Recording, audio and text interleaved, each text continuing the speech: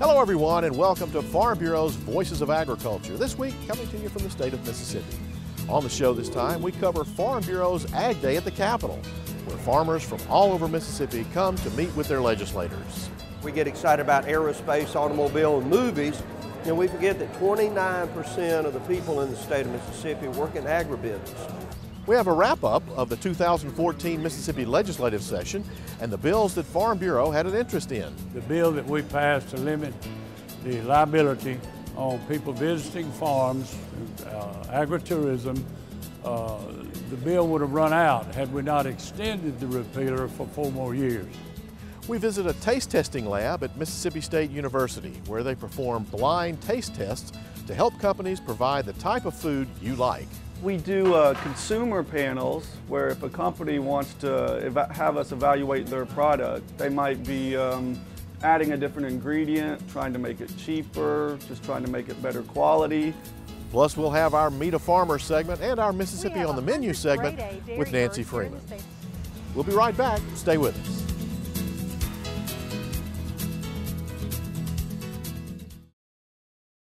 Every year, more and more consumers are taking advantage of the bounty of products grown by farm families of Mississippi.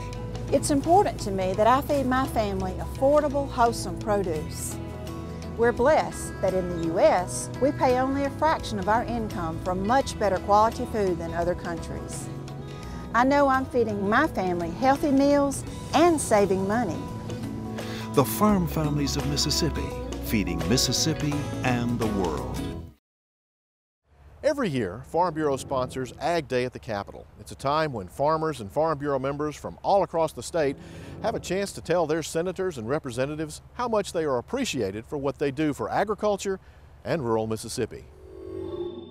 When the largest general farm organization in the state, representing the largest industry in the state, holds an event at the state capitol and has free food, you expect a large crowd. And that's exactly what you got at this year's Ag Day at the Capitol. It just sends a huge message of, of the strength of Farm Bureau and how strong we are, and, of how many of our members actually support Farm Bureau. And, by having these large numbers, it totes a big stick with these guys about our influence that we have. I appreciate all our members taking the time and going away from their daily lives every day to come down here and be a part of this. It really does speak a loud message about our strength and our unity. The farmers of this state are so efficient at what they do that people tend to forget about where their food comes from. We get excited about aerospace, automobile, and movies, and we forget that 29% of the people in the state of Mississippi work in agribusiness. We understand the most aggressive research and development opportunities we have are just that, in agribusiness. So we're working hard to add value in everything that we do on the farm. I have just purchased some more land with plantation pines, so I grow pine trees. We enjoy that in our family, and that's what we continue to do, is support agribusiness, not only personally, but from a professional level. Governor Bryant's grandparents were Delta cotton farmers, and they later went into the poultry business. I tell people I've picked cotton and picked up eggs, so I appreciate and understand that, and just what it does for every family. Everything on our table, most of the things that we wear, there's not too many events that go on within our lives that would not be dramatically changed if we did not have the benefit of hardworking farmers. Unfortunately, most of our legislators are not farmers anymore. Years ago when it was first started, it was made up mostly of farmers and planters and people that knew how to plant a crop or manage a herd. Today we're a minority. In the Senate we've got 13 city lawyers and 4 farmers. And so I would encourage more farmers to get involved and to run for office. We need some help down here. But when we see all of you come in like this, and we know we got your support back home, especially on farm issues, it's encouraging to us. Some farmers come down with specific issues in mind. Matt Edgar farms in the lower Delta. He has a terrible problem with the ever-increasing population of wild hogs. What do they do to you?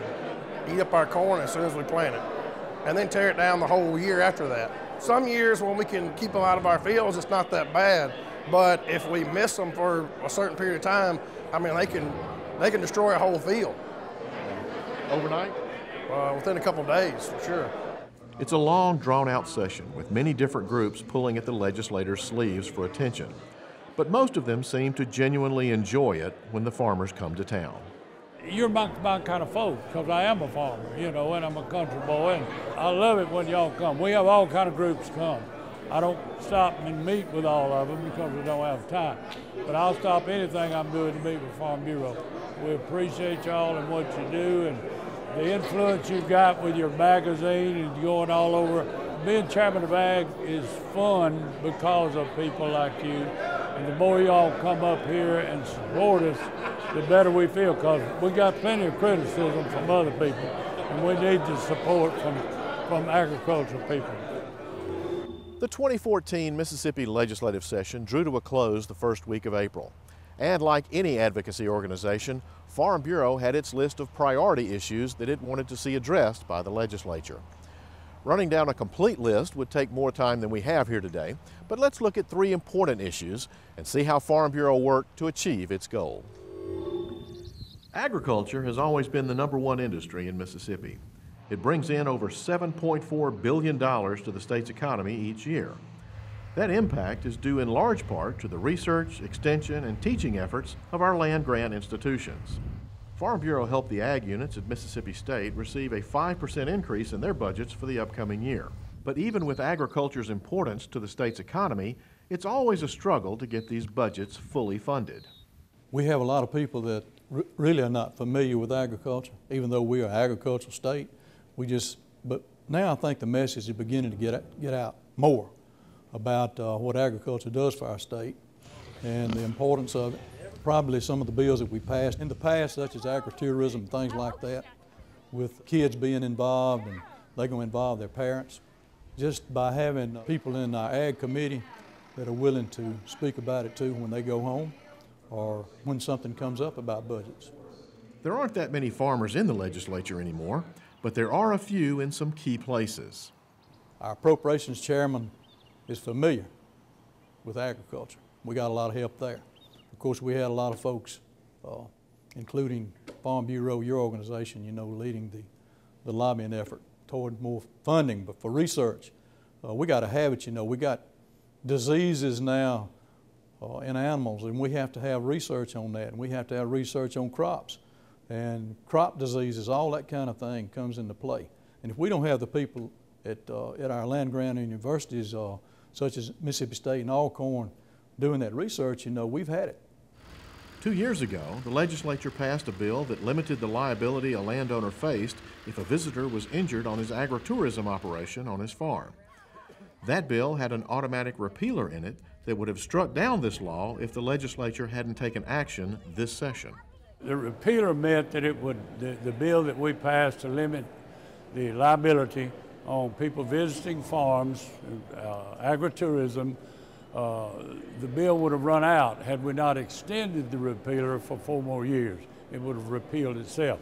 But we extended it 4 more years to encourage farmers to register their farms as agritourism farms so that we can have people visiting the farms without them having a fear of being sued if somebody gets hurt on the farm. There are lots of ways to get hurt on a farm, and many farmers were afraid to allow large groups on their property for fear of getting sued if someone was injured. This is extra income for them, and we want to encourage and promote agritourism to try to get people that are visiting our state to stop by and see the more interesting farms, or to get our children that we're raising a whole generation of children now that don't know where food comes from. They think it comes from the supermarket. They need to know where milk and eggs and butter and bacon comes from and visit our farm. So it's something that can be profitable to farmers and helpful to the economy of our state. The final issue to cover from the 2014 legislative session is the issue of feral hogs. In recent years, these wild hogs have become a tremendous problem for farmers and landowners. They tear up property, uproot crops and newly planted seeds, and once they move into an area, they are extremely hard to eradicate. Unfortunately, some money-making entrepreneurs have been transporting these wild hogs in by the truckload for sport hunting. These animals breed prolifically, and the populations expand much quicker than they can be shot. What people need to remember too, a wild hog is a nuisance animal. It is not a sport animal. Now people have turned it into sport, but they are a nuisance animal. And you can currently take a wild hog 365 days a year, 24 hours a day, 7 days a week, no caliber restrictions. And we want people, I mean, you know, the people who have interest and have significant financial investment in their planting, in their trees, golf courses, things that these animals are destroying. These people have significant interest in eradicating and controlling this as much as we can. Anyone that has seen the damage that these animals can create realize that it is a tremendous problem. And someone releasing a mating pair of hogs on property adjacent to me and property that I may own is certainly doing me no favor, and in fact they're contributing significantly to the devaluation of my property. We've got to get our hands around it. So that's what brought House Bill 864 into being. This bill bans the transportation of hogs without a permit.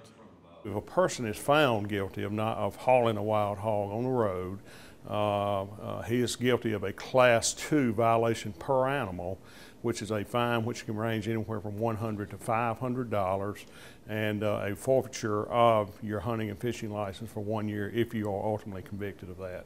So, you know, we had to put something into the law that would be a deterrent. We don't want people for doing this for legitimate purposes to not be able to take them home and slaughter them or fatten them up or anything like that. But we also realize too that we have learned through the summit that we had in the fall and through our meetings with BCAP that transportation is the #1 cause of the expansion of hogs across the state. We also placed a 2-year repealer, meaning that the law will sunset in 2 years, which will be June the 30th of 2016. We will have a 2-year period to see if this has in fact impacted this problem, and I certainly hope that it will. I don't know, that will be a new legislative term. I don't know if I'll be back in the legislature, and if I am, I don't know if I'll be sharing the chair or holding the chairmanship of this important committee. But I'm satisfied that the legislature is sufficiently aware of the concern that our agricultural community has, plus the damage that they do, whether you're in row crops or not. We'll be right back after these messages.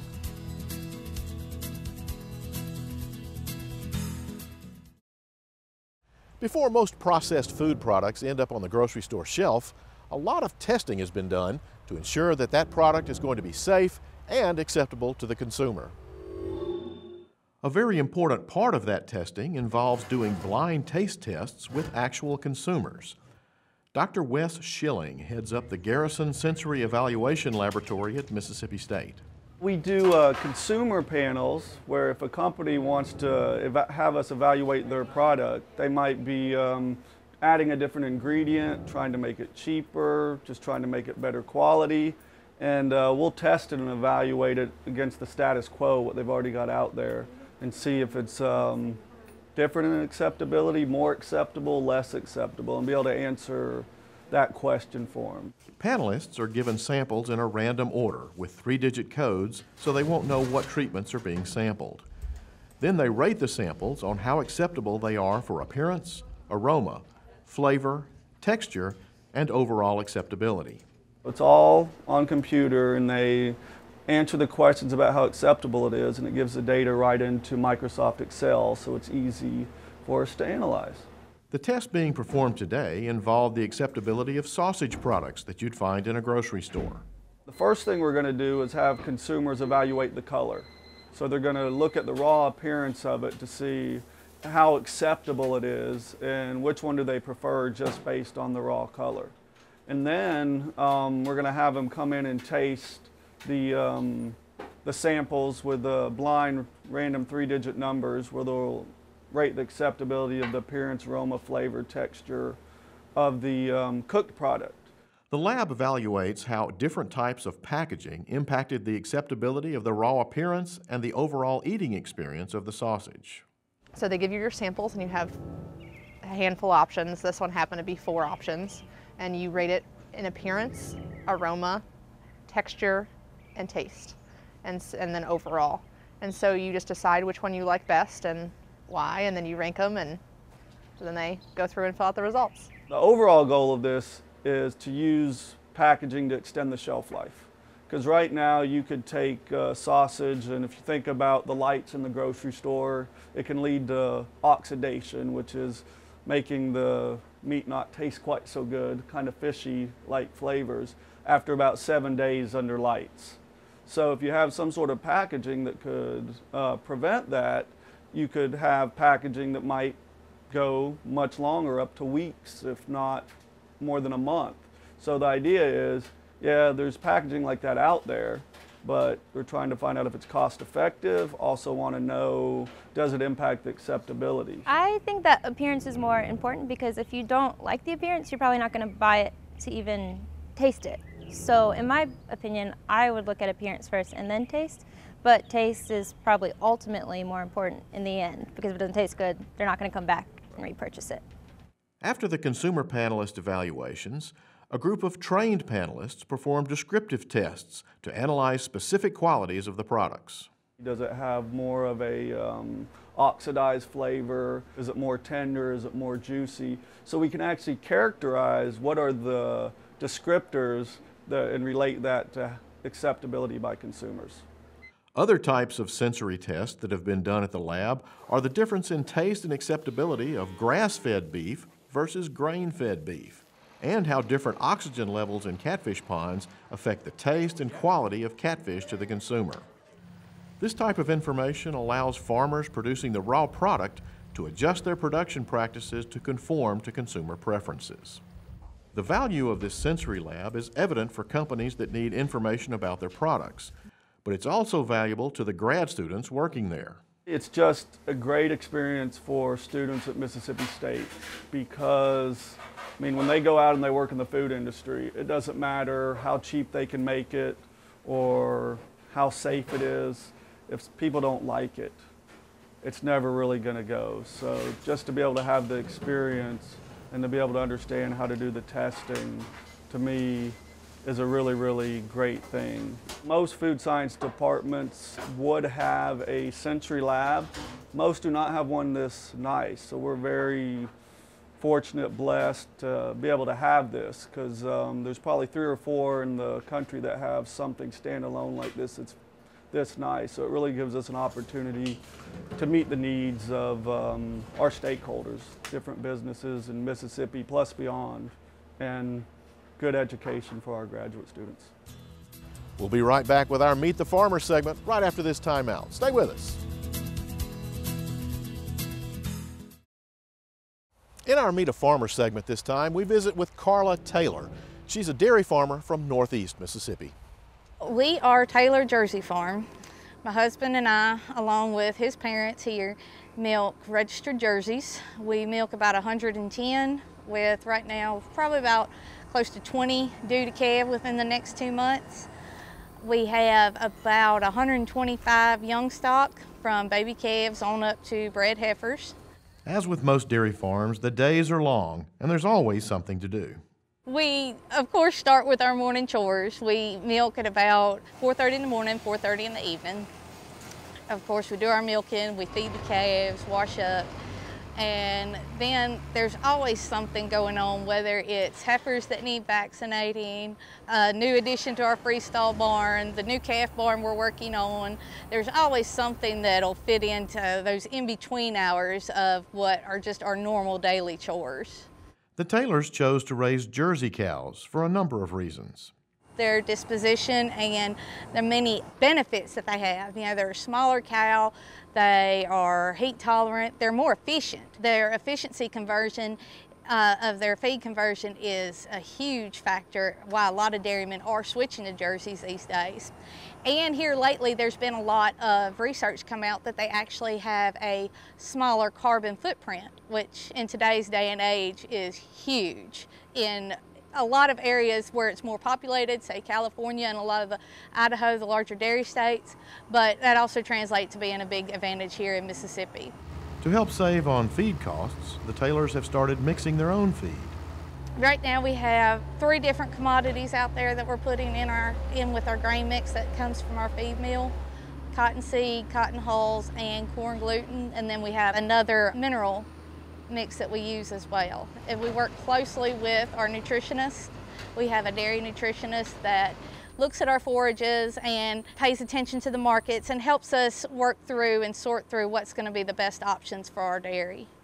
One of the things that Carla loves to do is to talk to non-farm people about farming when she's at the state fair.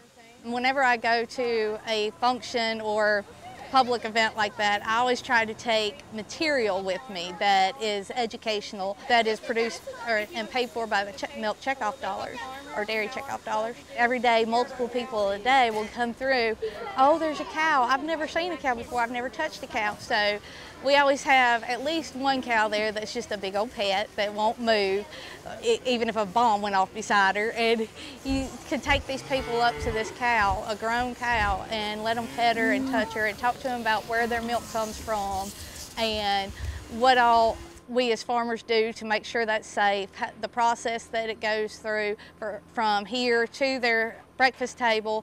And then at the same time, we also have the opportunity to dispel any myths they might have heard about agriculture or dairy products or whatnot. The Taylors have 3 boys. Lee is 7, 5-year-old Carl, and Holden, who is 3. Now it's time for our Mississippi on the Menu segment with our home economist, Nancy Freeman.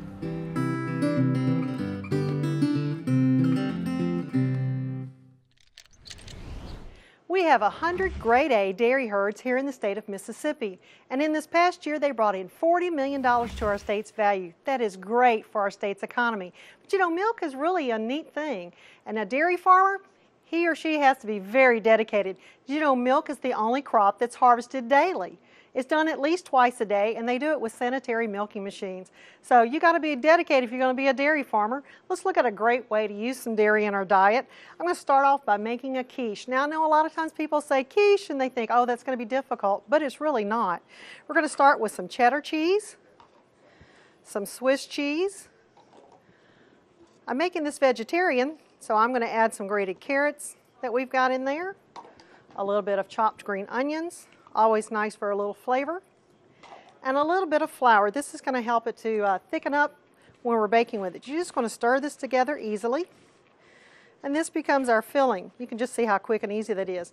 Now we're going to start with a pre-baked pie shell, and the reason I have foil in the middle is because I wanted to bake the pie shell just a little bit so that the bottom of the crust gets very nice, and the foil helps to keep it from puffing up.